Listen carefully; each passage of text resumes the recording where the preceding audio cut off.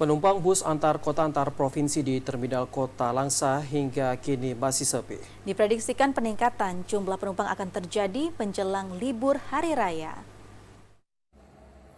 Jelang musim mudik Lebaran 1444 Hijriah, penumpang bus antar kota maupun provinsi di Terminal Kota Langsa masih sepi.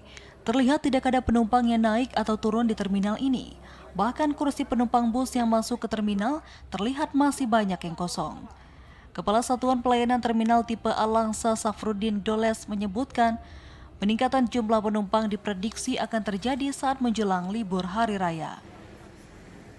Melihat di terminal tipe Alangsa belum terjadi lonjakan, namun geliat untuk para penumpang ini sudah tampak dan kami prediksi dari pengalaman-pengalaman tahun yang lalu bahwasanya -7 sebelum Lebaran ini nampaknya sudah terlihat penumpang-penumpang yang mudik, baik itu dari Langsa Banda Aceh maupun Banda.